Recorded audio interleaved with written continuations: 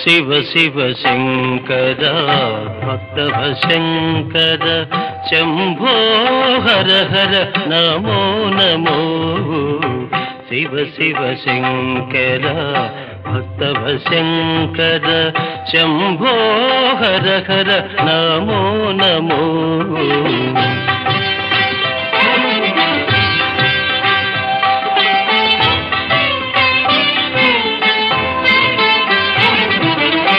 పుణ్యము పాపము